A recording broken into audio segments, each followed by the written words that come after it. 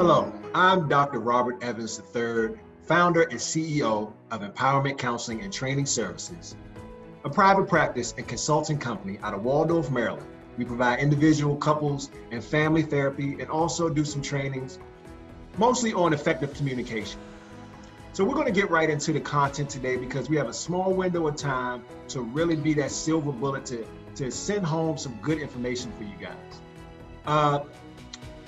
Just to start off, this year, 2020, has been one to remember. It's been one for the history books.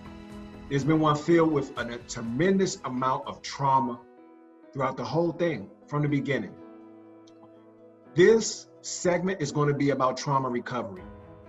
In my over 20-something years of direct service with individuals who've experienced a tremendous amount of trauma, from substance use to severe mental health challenges to death and just murder and all different types of atrocities. When you trace trauma all the way back to the root, it always boils down to forgiveness, either forgiveness of yourself, someone else, and sometimes forgiveness of God.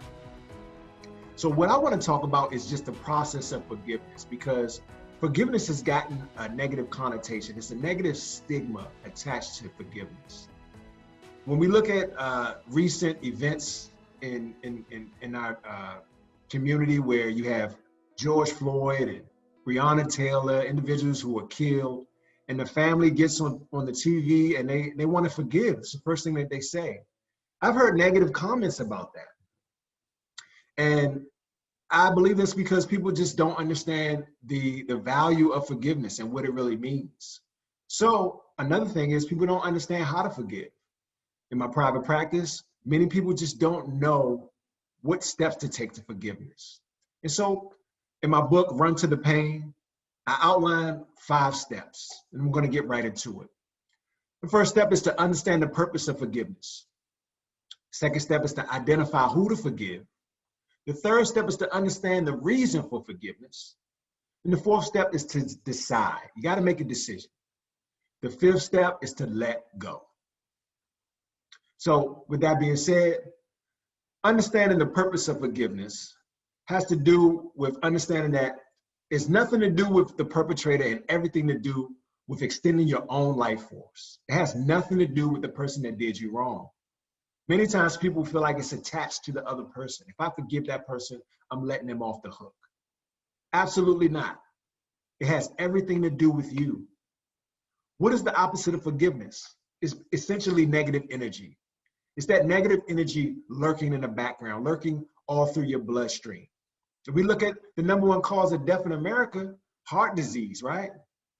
Well, if you look at stress being a big contributor to that, as well as a big contributor to stroke and many other reasons that we die every day, we want to minimize the negative energy and the stress that's lurking in our body, in our spirit, in our emotional space. We want to minimize that.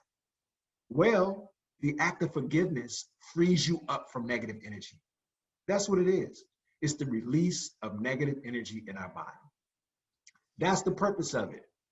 It's to extend your life force, extend your lifespan. It has nothing to do with the person that did you wrong. The next thing we got to do is step number 2, is we got to identify who to forgive. Sometimes we got it all wrong. We feel like somebody else did us wrong.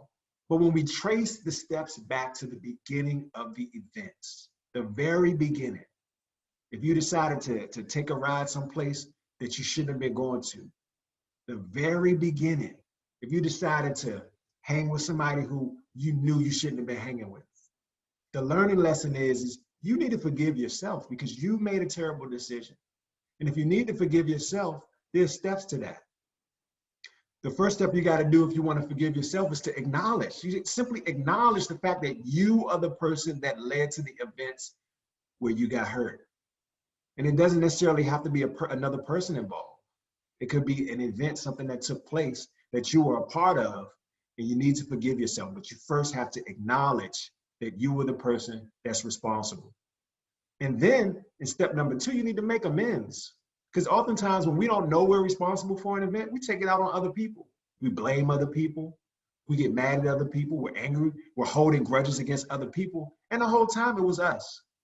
So what do we need to do? We need to make amends. After you acknowledge that it was you, make amends with the people that you offended, if you offended anyone. Sometimes you need to do that so that you can release and fully forgive yourself. Make amends, apologize, right the wrong. Then step number 3, make corrections. It's not good enough that you simply acknowledge you were at fault and make amends, because if you don't make corrections, the same thing may happen again. You have to learn where you went wrong and make the corrections, right? The other thing is, if we are forgiving someone else, we got to follow certain steps as well. But then oftentimes we need to forgive God. I've run into many people who their relationship with God has been extremely damaged as a result of trauma that they experience. They lash out at God. They stop having conversations. They stop talking. They stop praying. They stop going to church. In those cases, you need to forgive God. First step to forgiving God, you need to seek. Step number 1, seek. And what is seeking? It's prayer. You got to start having conversation again. You got to start talking again with God. Pray. Spend time praying and having a conversation with God. Step number 2, you got to listen. It's the difference between prayer and meditation. The first step, you're going to pray. That means you're going to seek information. The second step is to meditate so that you can listen. Sit still. Sit still. Open yourself up to listen. One of the things that's very helpful in that is fasting. When you meditate, oftentimes fasting in combination with prayer and meditation, it reveals answers. But guess what? Step number 3 to forgiving God is you got to be ready. You absolutely have to be ready for the information that you may receive. Oftentimes we pray for things and we are just not ready for it. I've had it happen to me before where I was praying for something. I was actually fasting, asking for God to answer something, and the phone rang and I just simply wasn't ready. So you have to not only pray for the answers, but you got to pray for readiness. Seek, listen, and be ready. Step number 3 to forgiveness is to understand the reason for forgiveness. You simply have to understand the reason. After we understand the purpose and we say, okay, you know what? The purpose is for me to let go of negative energy lurking within me. It has nothing to do with the other person. Then we identify who we got to forgive, ourselves, God, someone else. But then we got to understand the reason, because either we're going to forgive to let go of a person, or we're going to forgive to maintain a relationship. And that's something that you have to decide, because forgiveness doesn't equate to friendship. Forgiveness doesn't equate to I love you, or I want to be kind to you and speak to you all the time, and we're going to be friends and buddy. It doesn't mean any of that. Again, it's not about the other person. So now you got to decide if you're going to forgive and let a person go, or forgive and maintain a relationship. Sometimes we want to forgive so that we can maintain that marriage, so that we can maintain that friendship with our best friend, or so that we can maintain that relationship with our child or our siblings. Forgive so that you can maintain the relationship, or forgive to let go. Understand the reason, because it's 2 different things. It's not all the same. It's not always the same reason. Step number 4, you got to decide. You got to simply make a decision. And there's many times things that's in the way of making that decision. And those are the myths that are associated with forgiveness. One of those myths is forgiveness is synonymous with weakness. People feel like, oh, if you can forgive, then you're weak. Really? I've heard it all the time. Oh, these people are so quick to forgive these people. I especially hear it when it comes to the Black community and the wrongs that we receive by other people of the Caucasian race. Oh, we're so quick to forgive them, as if it's a sign of weakness. It has nothing to do with them. It has nothing to do with the wrongs that we've experienced or what people have done to us or anything systematic. It has everything to do with us letting go of negative energy. So in fact, it's strength. It's not weakness. The other myth is that forgiveness is synonymous with acquittal, like we're letting a person off the hook, like they get away with murder because we forgave them. Absolutely not. Absolutely not. Forgiveness has nothing to do with accountability. We can let go of negative energy and still hold a person accountable. In fact, we must hold people accountable for their actions. Forgive and hold accountable.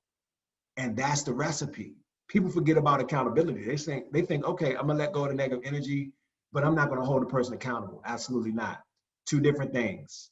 So one of those decision busters, one of those things that gets in the way of us being able to decide is just ignorance of the process, and getting caught up in those myths, weakness, acquittal, has nothing to do with that. The other decision buster, the other thing that's in the way of us making a decision is our pride. Sometimes we know we need to forgive. Sometimes we know we need to just make amends, do all the things we need to do so we can let go of that negative energy. But we got so comfortable and accustomed to feeling that we just don't want to do it. We don't want to make that decision. That's your pride in the way. If you know you need to make amends, if you know you need to apologize, if you know you need to let go of that negative energy so that you can extend your life force, so that you can grow and get beyond your trauma, and you just simply don't want to do it, that's only your pride in the way. Let it go. And that's step number 5. Let go. What does letting go look like? Letting go is just practicing forgiveness. It's practicing all of these steps. Let go. Every opportunity you get, no matter how small, if somebody accidentally cuts in front of you in traffic, forgive. Those small things that you're not used to forgiving, whatever those things are, forgive. If somebody's taking too long to ring up your food in line, the cashier is taking too long, forgive. If the waiter gets your meal wrong and you gotta order over again, forgive. Forgive, forgive, forgive. Make it a part of what you do and who you are. You're a person who lets go of negative energy. Doesn't mean you're weak, it means you're strong. Let go. Practice makes perfect. Practice forgiveness and it'll become part of your conditioning. Let go. With that being said, hopefully this has given you a different perspective of forgiveness, because forgiveness is absolutely the key to healing from trauma.